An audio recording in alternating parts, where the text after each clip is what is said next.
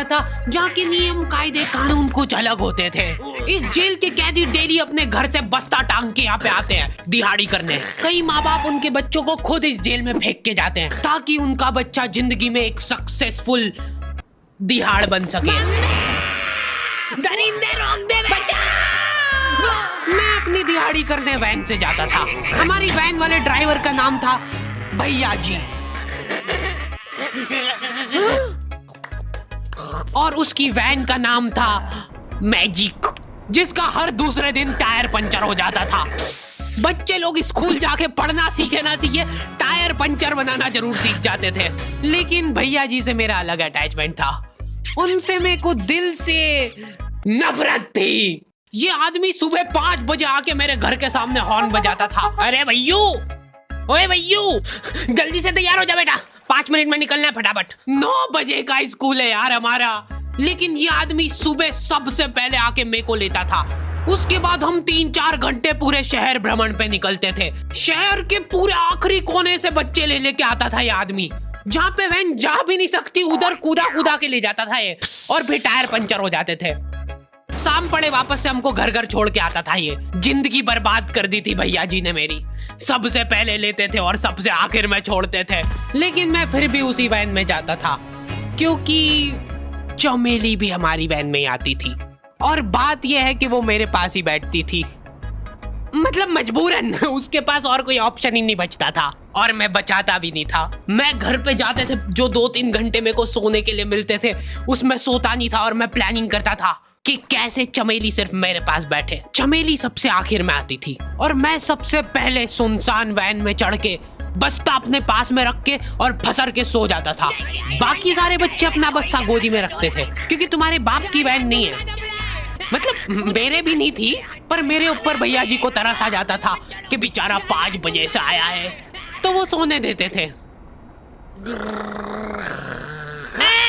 अरे कैसे चला रहा है ये गाड़ी? रुक जा, गाड़ी चलाना नहीं आती क्या? देखो, आदमी इतना तभी चिढ़ता है जब उसकी जिंदगी में कोई लड़की ना हो। नहीं है ना? नहीं, मैं समझ सकता हूँ लड़की ना होने का दुख दर्द। मैं भी किसी जमाने में लड़कियों की तलाश में गली मोहल्ले भटकता था।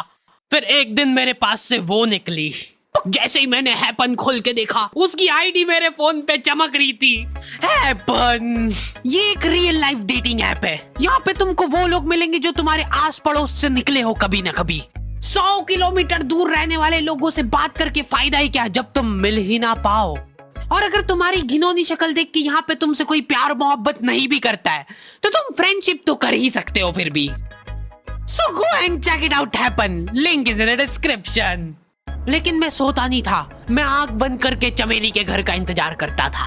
तो क्योंकि चमेली आखिरी में आती थी तो वैन पूरी पैक पुक हो रखी होती थी, बच्चे बाहर उबल रहे होते थे और मैं अपना बस्ता पास में रख के एक्टिंग देखो एक्टिंग। और जैसे ही वो आती थी, हड़बड़ाना नहीं, ऐसे टाइम पे हड़बड़ाते नहीं है कि फटाफट बैग उठाया और आओ इधर बैठो जल्दी। मत करना ये हरकत, भाग जाएगी वो। ठरक नहीं झलकना चाहिए जरा सिक भी, एकदम सटल रखना है। क्या हुआ? और कहीं जगह नहीं है क्या? तेरे मुंह में मूत दूंगा मैं। अच्छा ठीक है, इधर ही बैठ जाओ। देख रहे हो एक्टिंग देखो तुम लौंडे की। ना जाने कौन सी नशीली खट्टी मीठी खुशबू लगा के आती थी चमेली। आज तक उसकी खुशबू है मेरी नाक में। मैं वो खुशबू का पूरा मजा ले ही रहा होता हूँ, इतने में एकदम भभका बास आती है जनेका से। जैसे ही मैं बाहर झांकता हूँ, मरा हुआ कुत्ता पड़ा है वहाँ पे। एक काली कार सूख करके निकली और मेरे बच्चे को मार दिया। कैसे करके निकली? शूक।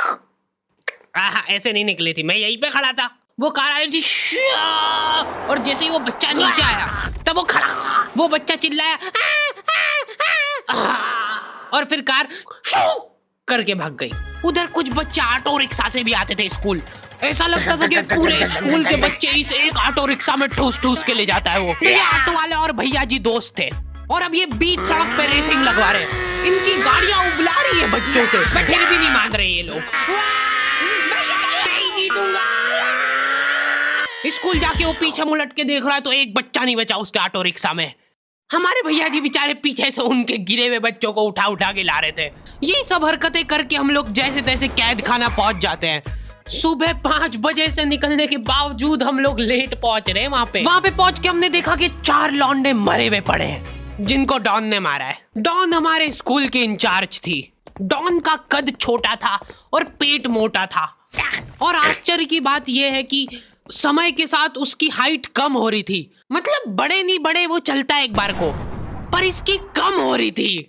डॉन बहुत स्ट्रगल करके कार से स्कूल आती थी खड़े होके, क्योंकि बैठ जाए तो उसको सामने की सड़क नहीं दिखती थी। वो अलग बात है, खड़े होके भी पूरा नहीं दिखता था। हर रोज 2-4 कुत्ते कुचलते हुए आती थी वो। फिर मेरे को समझ आया कि रास्ते में जो कुत्ते दिखे थे वो डॉन इस कैद खाने में छत पे बैठी रहती थी स्नाइपर लेके। कोई भी कैदी कुछ गलत गतिविधि करता हुआ दिखता था तो वहीं पे, मैडम इनकी लाश का क्या करना है? अरे ये तो आपको पता ही है। कहाँ रह गए थे यार झमू दीदी, फटाफट ये खून वून साफ करो। झमू दीदी बुलेट से स्कूल आते थे और ये अफवाह फैली हुई थी पूरे स्कूल में कि उनके घर पे मर्सिडीज भी है, लेकिन झमू दीदी हम्बल रहना पसंद करते हैं। ऐसा कहा जाता था कि ये स्कूल ऑन पेपर झमू दीदी के नाम पे ही है, पर वो हम्बल रहने के लिए यहाँ पे झाड़ू पोछा लगाती है। वैसे मैडम इन्होंने करा क्या था? गैर कानूनी पेन फाइट का सट्टा खेलते थे ये लोग क्लास में। उससे मेरे को प्रॉब्लम नहीं है, मेरे को क्यों नहीं? हाँ, हमारी क्लास में पेन फाइट का सट्टा चलता था। हमारे इधर जो लौंडा पेन फाइट में जीतता था, सामने वाले का पेन उसका हो जाता था। कुछ बच्चे अपना सब कुछ दांव पे लगा देते थे और कर्जे में डूब जाते थे। फिर भी वो लोग हार नहीं मानते थे और अपने दोस्त से पेन उधार लेके खेलते थे और वापस हार जाते थे। तो अब क्लास में कुछ बच्चों के पास पोटला भर के पेन पड़ा है और कुछ बच्चों के पास पेन ही नहीं है।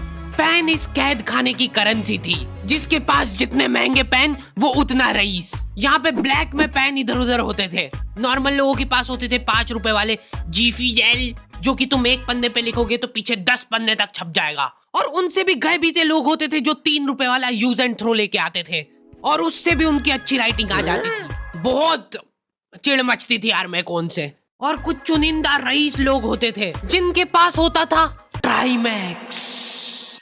हर बच्चे का सपना होता था कि उसके पास एक ट्राईमैक्स हो, साथ में आसपास 2-4 लड़कियां हो। मेरे को प्लीज मेरे को यहाँ पे ऑटोग्राफ दे दो। ये लो ट्राईमैक्स किंग के, ये ट्राईमैक्स क्या बात कर रही है? सही में एकदम रईस लोग ही अफोर्ड कर पाते थे ट्राईमैक्स। वो बाबड़े भी एक एक अक्षर लिख के रिफिल खोल के देखते थे। खाली हो रही है तो एक बार एक रईस बच्चे का ट्राईमैक्स चोरी हो गया। पूरे स्कूल में हाहू मच गई थी। वो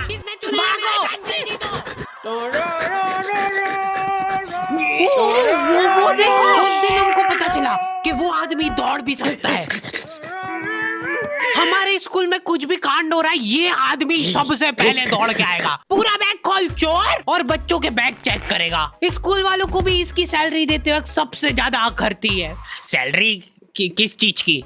इस आदमी की शक्ल देख के ऐसा लगता था कि ये स्पोर्ट्स की आड़ में वैन वालों के साथ मिलके बच्चों की स्मगलिंग करता है। इस महान आदमी का नाम था भूषण। इसने अपनी जांग पे टैटू करा रखा था, भू अलग जांग पे, सड़ अलग जांग पे। सर कल से खो खो खेलने के लिए कितनी बजे आना है? वो तो बैग चेक करा पहले तू। इन्होंने पूरे कैद खाने के कैदियों को लाइन से खड़ा कर दिया है। पेन हमारी क्लास के बच्चे का गुमा है और पूरे स्कूल में ढूंढ रहे हैं लोग। आखिरी में पता चलता है कि वो बच्चा घर पे भूल के आ गया था उसका पेन। सॉरी बेटा, एक फेट में मुंह देगा।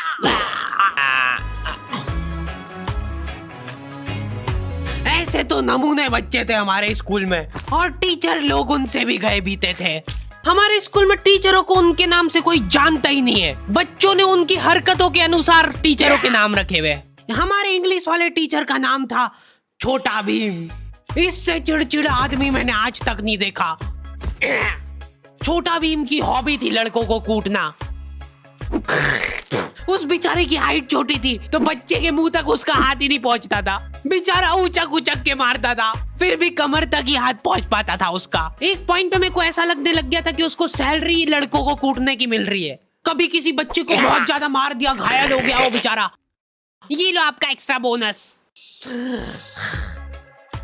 होमवर्क तुम्हारा बाप करेगा क्या? सर मेरे पापा मर गए थे। तू भी मर जा। ये लो। अरे वाह, नहीं चल रही, सांस तो नहीं चल रही है। हाँ कंफर्म मर चुका है ये। ओह ये लो आपका प्रमोशन हो गया है। लड़कियों से उसका अलग अटैचमेंट था। कौन सा परफ्यूम लगा के आई हो? सर थोड़ा दूर रहो। अरे मैं कुछ कर थोड़ी ना। भोली सी सूरत और आंखों में ठरक लेके स्कूल आ जाता था ये daily. So this means that he will jump over it and then he started. ये आदमी इंग्लिश को इंग्लिश में ही ट्रांसलेट करके चल जाता था हमारी नंगी आंखों के सामने। इधर वॉशरूम में मौत का नंगा नाच मचा रखा था लॉन्डो ने। 4 लॉन्डे दिन भर वॉशरूम में जाके खड़े हैं, कुछ भी नहीं कर रहे वो लोग वहां जाके। उनको बस मन की शांति मिलती है वहां जाके। अगले दिन उन चारों ने प्लानिंग करी कुछ तो प्रोडक्टिव करते यार वहां जाके। अगले दिन वो सब पानी की बोतल लेके गए। अब वो पानी पी पी के हाथों हाथ मूत रहे हैं। और ये टीचर लोगों को प्रॉब्लम क्या है, बच्चे अगर वॉशरूम जा रहे हैं तो एक गया है तो अभी दूसरा नहीं जा सकता है। क्यों? तुम्हारे घर की लेटरिन थोड़ी ना है वो कि एक टाइम पे एक जना यूज कर सकता है। मान लो वो 2 जने अगर वॉशरूम में मिल गए तो वो क्या कर लेंगे ज्यादा से ज्यादा? भाई यहाँ का बल्ब निकाल लेते हैं ना। हाँ निकाल लो, फीस भरी है अपन ने। लॉन्डो को ऐसा लग रहा है कि इन्होंने फीस भर के पूरा स्कूल खरीद लिया है। 10 लॉन्डे कॉरिडोर में छाती चौड़ी करके चल रहे हैं प्रिंसिपल के सामने। प्रिंसिपल को इग्नोर कर रहे हैं ये लोग। इनको ऐसा लग रहा है कि इन्होंने फीस भर दी है तो प्रिंसिपल इनके पैर पड़ेगी। उनमें से आधों ने फीस भरी भी नहीं है। हमारा स्कूल बिल्कुल सेफ नहीं था। हमारे वॉशरूम में चोरियां हो जाती थी यार। बल्ब चोरी करने के बाद सब लोग अंधेरे में मूत रहे एक दूसरे के जूते पे। उधर कर। उसके बाद पूरे वॉशरूम में कुछ दिख नहीं रहा है चोरी करने का। तो ये लोग हाँ नल उखाड़ के ले गए। नल कौन ले जाता है? कभी वो मछली वाले साबुन चोरी हो जाते थे, कभी ये फिनाइल की सफेद गोली को माउथ फ्रेशनर समझ के खा जाते थे। भाई इसको चबा मत, इसको चूस, ज्यादा देर तक चलेगी ऐसे।